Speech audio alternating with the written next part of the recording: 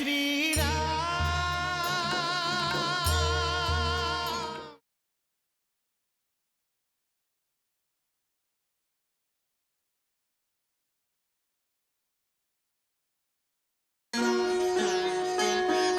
जय श्री राम, जय जय श्री राम।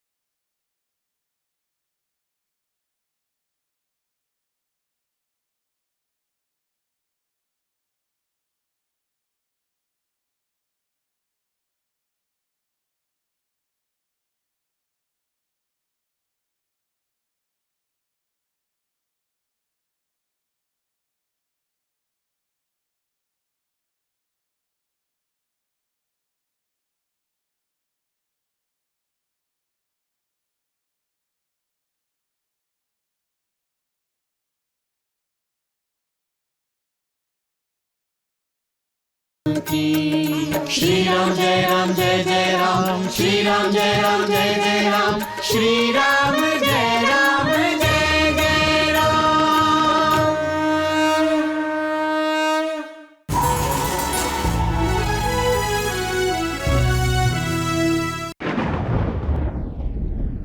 ভরত দাদা, মানবী দিদি, ভরত দাদা, মানবী দিদি, মানবী দিদি, ভরত দাদা। স্বামী, স্বামী, কি হয়েছে আমায় বলো। জানি না উর্মিলার কি হয়েছে, ও আমাদের ডাকছে। এই গভীর রাতে কেন? মানবী দিদি, মানবী দিদি, কি হয়েছে উর্মিলা? জানি না রাম দাদা আর সীতা দিদি কোথায় গেছেন। এটা কোনোভাবেই সম্ভব নয়। আমি সত্যি বলছি, আমরা ওনাদের পুরো রাজমহলে খুঁজেছি। কোথায় যেতে পারে না তো রাতে?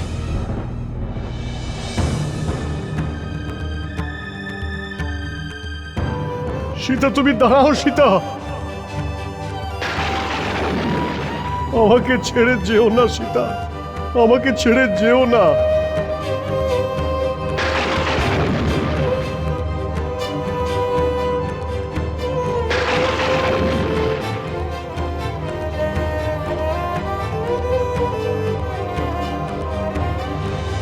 জ্যেষ্ঠ, তোমার চোখে জল? তোমরা সবাই যাও।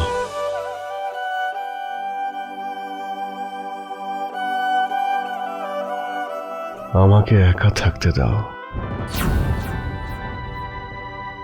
জ্যেষ্ঠ, এমন কি কথা তুমি আমাদের থেকে লুকিয়ে রাখছো? তোমার কাছে কোনো কিছু জিজ্ঞেস করার কি অধিকার আমাদের নেই? আমি শুধু তোমাদের এটাই বলতে চাই যে অযোধ্যার রাজা হয়ে অনেক কিছু আমি হারিয়ে ফেলেছি, অনেক কিছু হারিয়ে ফেলেছি। আমি তোমাকে সাক্ষী করে প্রতিজ্ঞা করছি জ্যেষ্ঠ, যে তোমাকে কষ্ট দিয়েছে আমি তাকে জীবিত রাখবো না। আমি নিজের কাছ থেকে কষ্ট পেয়েছি শত্রুঘ্ন, নিজের কাছেই। আমি আমার প্রজাদের বিশ্বাস জয় করতে পারিনি। প্রজারা যা চেয়েছিল তেমনটা করতে পারিনি, যার পরিণাম এটাই হয়েছে যে আরো একবার সীতাকে বনবাসে যাওয়ার সিদ্ধান্ত নিতে হয়েছে।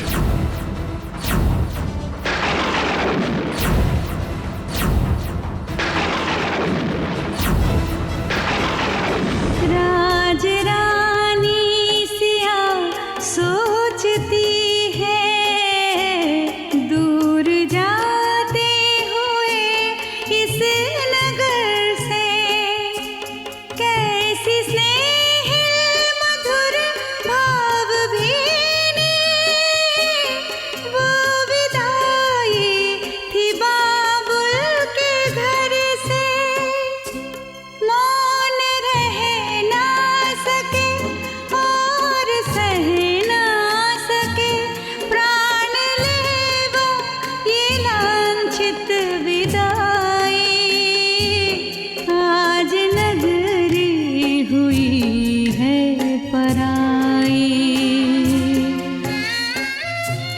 বৌদি, আমি এখনো তোমার কাছে হাত জোর করে অনুরোধ করছি, তুমি তোমার সিদ্ধান্ত বদলাও আর তুমি ফিরে চলো। জ্যেষ্ঠকে আর কিছু বলার মতো সাহস নেই আমার।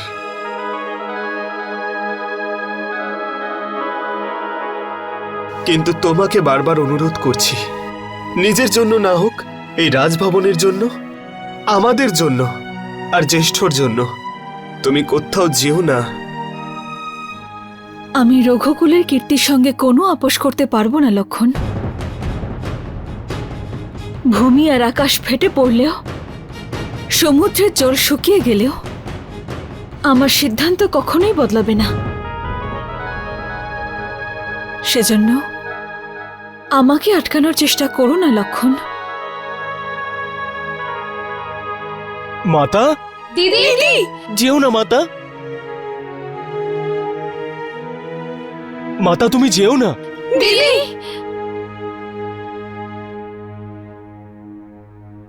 এ কেমন বনবাস দিদি? হঠাৎ কি হলো তোমার? 14 বছর প্রতীক্ষার এটাই ফল দিদি। আমাদের ভাগ্যে কি তোমার সঙ্গ সত্যিই নেই? আমরা কি কোনো ভুল করেছি যে তুমি এভাবে চলে যাচ্ছ? মাতা, তুমি আমাদের সাথে এরকম কেন করছো?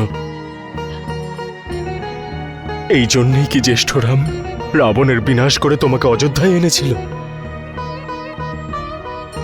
তোমার এই সিদ্ধান্তের কারণ যাই হোক না কেন, আমাদের সবার কথা ভেবে তুমি যেও না মাতা।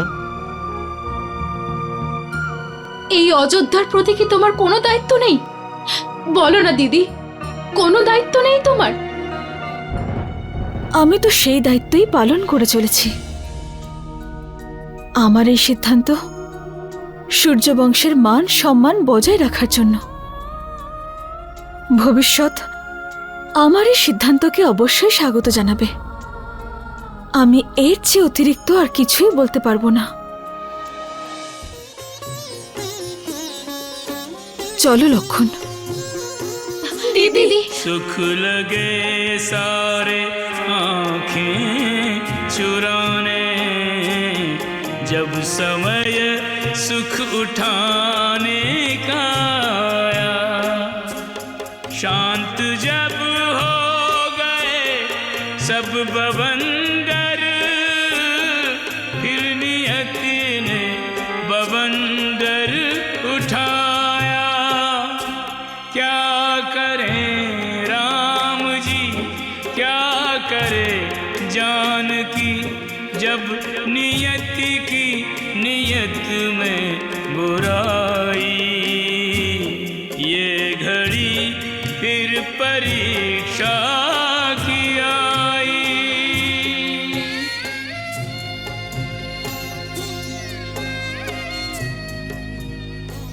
উর্মিলা,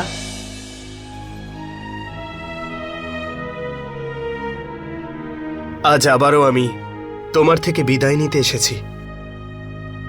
এর আগে তুমি 14 বছর আমার জন্য অপেক্ষা করেছ, কিন্তু এইবার এই প্রতীক্ষা কত দীর্ঘ হবে বলতে পারবো না।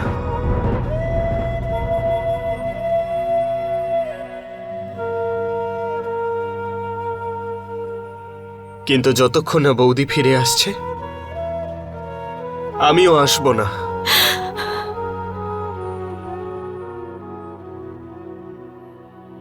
অপেক্ষা করাই আমার জীবনের সত্য স্বামী। স্মৃতি নিয়ে বাঁচতে আমি শিখে গেছি স্বামী। এবার যাই হয়ে যাক না কেন, আপনি দিদিকে সঙ্গে নিয়ে ফিরবেন, তবেই আমার প্রতীক্ষা সফল হবে।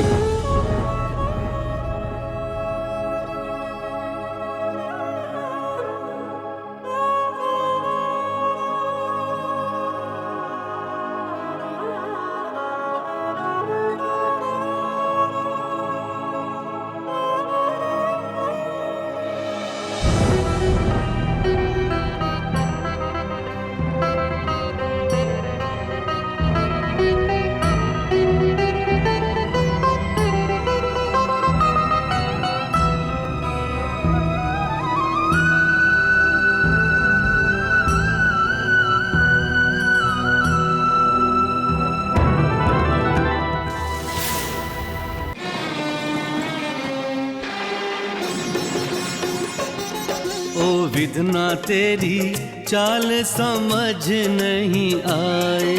ओ विधना तेरी चाल समझ नहीं आए। तू जिसको जैसे जब चाहे, तू जिसको जैसे जब चाहे वैसे नाच नचाए। ओ विधना तेरी चाल समझ नहीं आए। ओ विधना तेरी चाल समझ नहीं आए।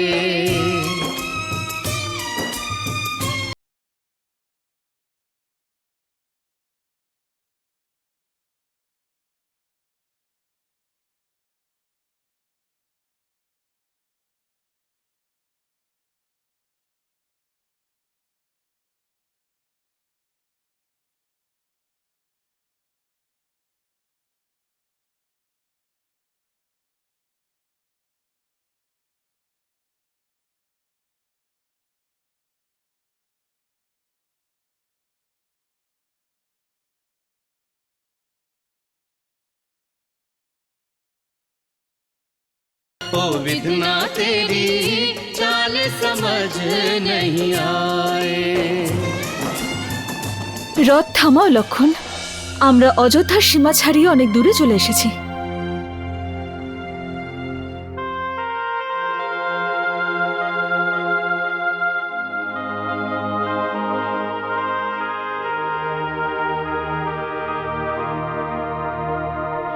লক্ষণ, এখন আমি সেই স্থানে চলে এসেছি যে স্থান থেকে আমার এক নতুন জীবনের সূচনা হবে। আর আমি তোমার জ্যেষ্ঠকে দেওয়া প্রতিশ্রুতি পালন করতে পারবো। তুমি আমাকে এখানে পৌঁছে দিয়ে রঘুকুলের মস্তক গর্বে উঁচু করে দিয়েছ, আর আমার জন্য অযোধ্যার উপর লাগা কলঙ্ক মিটিয়েছ। লক্ষণ, তোমার এই উপকার আমি সারা জীবন ভুলতে পারবো না। এ তুমি কি বলছো বৌদি? অযোধ্যার রঘুবংশের গৌরব তো তুমি ছিলে। রঘুকুলের প্রতিষ্ঠা আর মর্যাদার জন্য তুমি সারাক্ষণ জ্যেষ্ঠর সাথে ছায়ার মতো ছিলে। কিন্তু একবার ভাবো বৌদি, তোমাকে ছাড়া জ্যেষ্ঠকে এক মুহূর্ত অযোধ্যায় থাকার কথা ভাবতে পারবে? এখন এইসব কথার কোনো অর্থ নেই লক্ষণ, কারণ সময় আর পরিস্থিতির সঙ্গে সঙ্গে সম্পর্কের সত্যতাও বদলে যায়। আর এই পরিস্থিতির একটাই সত্যতা, যে আমি যে উদ্দেশ্য নিয়ে বনবাসের সিদ্ধান্ত নিয়েছি তাতে যেন আমি দুর্বল না হয়ে পড়ি। সেজন্য লক্ষণ, আমি আমার এই জীবনের সূত্রপাত করতে চলেছি। বৌদি, তুমি তোমার সিদ্ধান্ত নিয়ে আর একবার ভাবনা চিন্তা করো। আমি তোমাকে অনুরোধ করছি, অযোধ্যায় ফিরে চলো। লক্ষণ, একটা বিষয় সর্বদা মনে রেখো, রঘুবংশীয়রা সর্বদা নিজেদের প্রতিশ্রুতি রক্ষার্থে নিজেদের প্রাণও উৎসর্গ করে দেয়। তাহলে ঠিক আছে বৌদি, যদি তুমি তোমার সিদ্ধান্তে অনড় থাকো তাহলে আমি অযোধ্যায় ফিরবো না। আর এটা আমার ব্যক্তিগত সিদ্ধান্ত, আর ব্যক্তিগত সিদ্ধান্ত নেবার জন্য আমি স্বাধীন। না লক্ষণ, রাজধর্মে ব্যক্তিগত ভাবনা আর সিদ্ধান্তের কোনো মূল্য থাকে না। এসব যা কিছু হচ্ছে রাজধর্মের জন্যই হচ্ছে। সেজন্য আমি অযোধ্যার মহারানী সীতা তোমাকে আদেশ করছি, তুমি এখন এখান থেকে ফিরে যাও লক্ষণ। আর যে রাজধর্ম একেবারে আবেগ শূন্য, আমি সেই রাজ্যের রানীর আদেশ মানতে বাধ্য নই।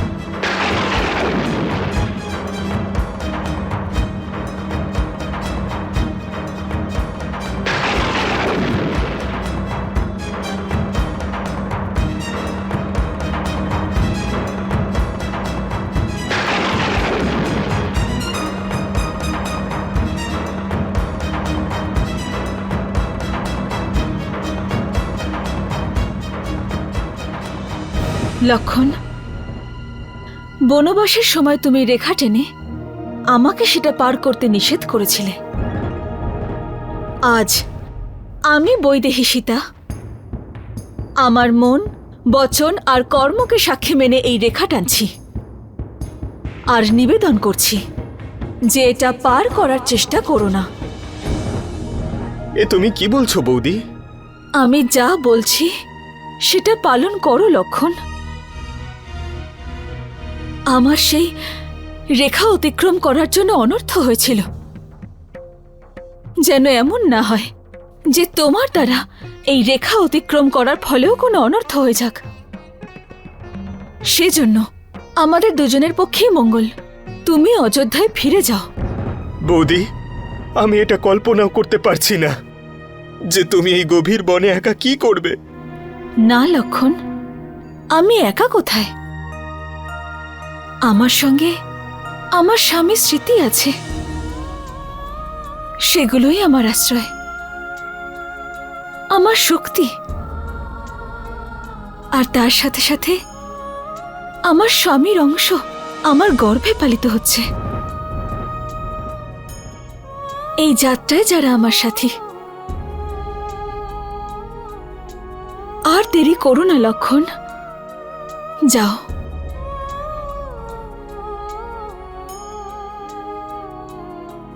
হ্যাঁ,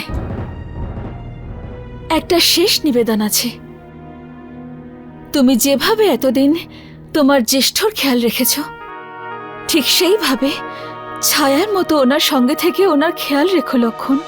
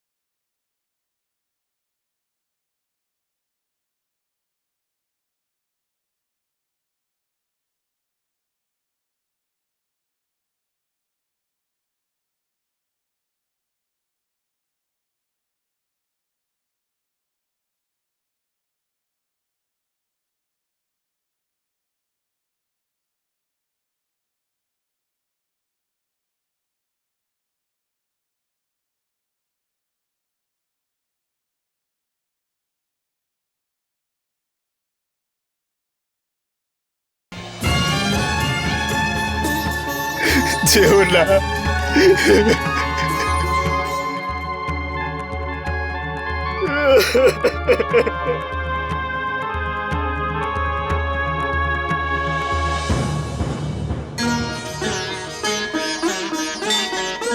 जय श्री राम।